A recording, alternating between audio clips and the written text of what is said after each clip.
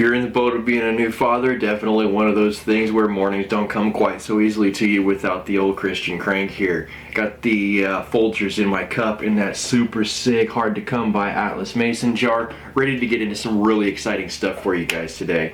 Now, recently, if you've been following the channel, if you've been following the posts, if you've been following social media, you might know that we added another sweet little PCP to the arsenal.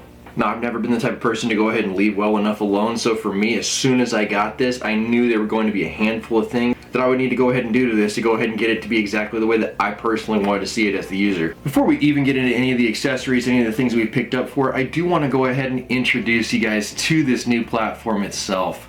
We're going to be working with something that's long been on my radar, but pretty much consistently been pushed to the side over other more heavy-hitting semi-automatic and fully automatic offerings. Today we finally get the honor and the privilege of going ahead and adding to our collection the Benjamin Marauder pistol. Honestly, very, very, very cool, very, very, very accurate, highly touted, absolute squirrel lethality in my hands here. This is everything anyone ever wanted their 1322 or 2240 to be, and just weren't able to get the results out of those platforms. Just go ahead and give you guys a quick close-up on this. It's a 22 caliber, non-camouflage version of the Benjamin Marauder pistol.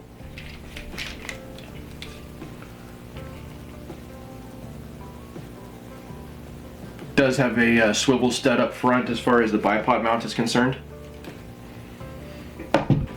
Now, the very first thing I want to show you guys is this super sick LDC. Just gonna go ahead and thread this guy right onto the end of this air gun here. Already got the adapter on there. The person that I purchased this from actually had this moderator set up for this specific gun, and I did pick it up with that from that person as a package. This little moderator absolutely fits this little carbine to a T. It perfectly accentuates everything that the Benjamin Marauder pistol already has going for itself, and I don't think it adds too bulky of a front end appearance to this little gun. Now, as you can see, we have a very plain Jane box in front of us, and it's labeled CVLIFE. To the people out there at CVLIFE, if you're watching my channel right now, I've been meaning to get back to you guys as far as your request to go ahead and donate some stuff to the channel. I just haven't done it yet. I've been pulled in a million directions. I'm sure the people out there would love to get some free giveaway stuff from you through this channel. Be reaching out to you shortly. Similar looking swivel stud mount to that which exists on the gun currently.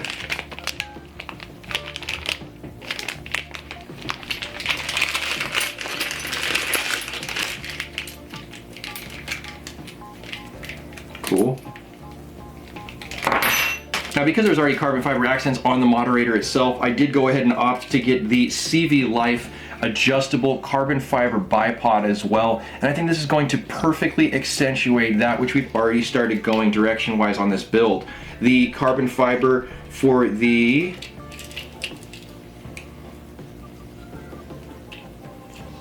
how does this work?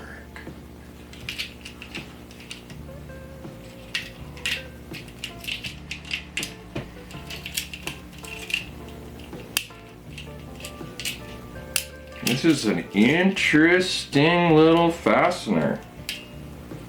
How do you even do this?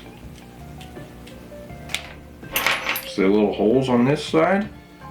There's little holes on this side. Okay. Interesting. So what it appears, as far as I can tell, is that instead of the bipod actually going up to a weaver rail, it seems as if this weaver rail actually is the point where the bipod attaches on those two little holes in the sling stud itself. Check this out. So that's going to clip on there like this. Interesting. Interesting, interesting. Very interesting.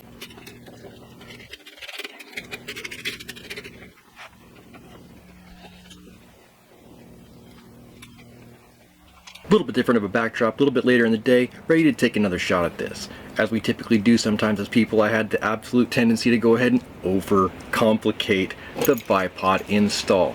This bipod is a little bit different than bipods that I previously utilized in the sense that it doesn't just use a standard Picatinny Weaver rail point of attachment. It uses two small prongs that actually locate themselves within a swivel stud. Because this Marauder actually had this small Weaver rail adapter on the swivel stud already, I wasn't able to go ahead and utilize the supplied piece that came with the CVLIFE bipod.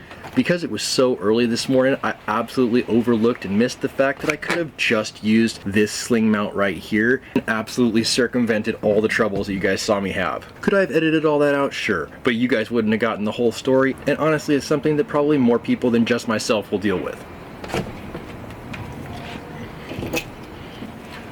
Absolutely rugged, absolutely solid, and very, very cool looking in its carbon fiber outfit here. I do very much like the carbon fiber look based on the fact that the suppressor is also carbon fiber as far as the trim itself. Hey, the next part of this build, if you're a fan of the channel and subscribed, you know what direction I'm going to go with it. It's going to be dovetail to Weaver adapters, and these are also going to be Monstrum in brand. I've always gone with the Monstrum, or in some certain cases the UTG, and I've had success with both. Pretty much it's about cost on these things. If I see the UTG is on special, I'll pick the UTG up. If I see that this is available in one day for the same or less of a price, I'll probably go with it. You kind of see what I like to do here with these two. There's no way these little cantilever mounts are going to go ahead and clear over the top of that breech recess right there and allow you to go ahead and install the magazine. So what I like to do is I'll just slide them back to back, make them flush with the recess there, and then just give them a little bump. Each one just gets a little bump, just like that, and I'll locate them as such. Kind of snug them in place before I go crazy on them. I do intend to have this be a permanent mounting system, however, so I do intend to lock this down with some authority. Totally comfortable with that, like what I see here. Obviously these magazines are more of an accessory than an upgrade, so I'm not going to spend a whole bunch of time going over them. They are the standard, Marauder style magazines that you would find on the Marauder family of PCPs, but the pistol magazines are actually proprietary to the pistol platform. They won't interchange from the rifle and so on.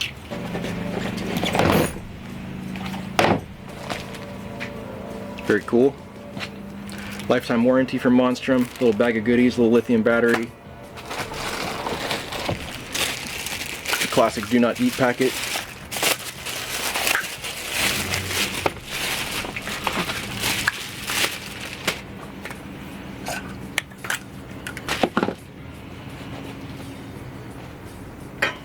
Look at the girth on that thing. Big 30mm tube it looks like. If I am not mistaken, I believe this is a 30mm tube. Let's look at the rings. No one knows. No labeling, no marking.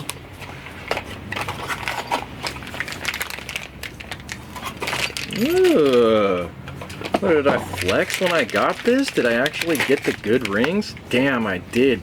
Super sick reversible offset mounts. I was wondering, honestly, I'm such an American in that sense. I'm such a consumer. I buy stuff and then it shows up, right? And I lose track of the orders that I make sometimes because I actually pick up so much stuff. But it does put me in a position of strength when I go to do little builds like this. We have our rings, we have the scope that's meant to go with them, we have the riser adapters necessary to mount them.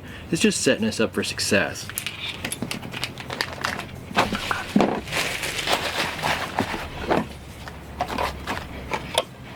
Still don't know whether this is a 30mm tube or not. It does appear girthy though. I would bet this is a 30mm tube. Let's look at the instructions here.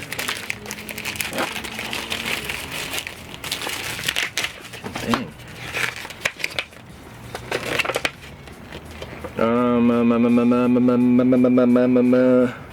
Looking at 30mm diameter scope rings there, that is correct. I did feel like spatially this looked larger than most of the stuff in my collection. Now the reason I picked this up is because I'm so tired of playing musical scopes. I'm gonna have better results for you guys more often if I just leave them where they get installed, set it and forget it style.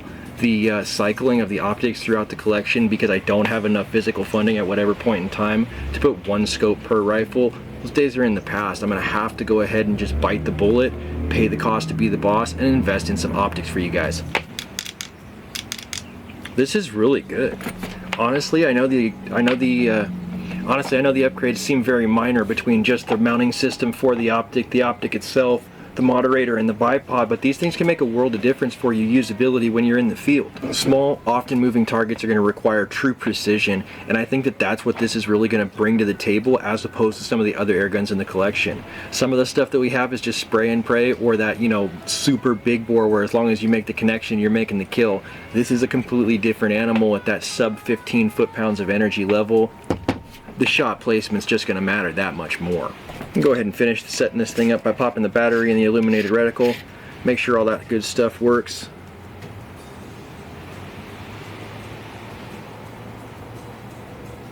Oddly, there is already a battery with someone's fingerprints inside of this scope already. Interesting, interesting, interesting stuff.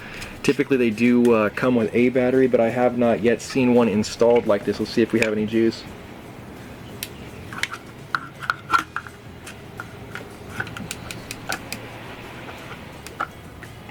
Yeah, she's running. Shocking, shocking. You know, the only other thing that I've received with the battery pre-installed was my Yongheng air compressor for that small temperature readout that's on the top of the machine, and that thing lasted me 3 years. So maybe this thing will go ahead and follow in the footsteps.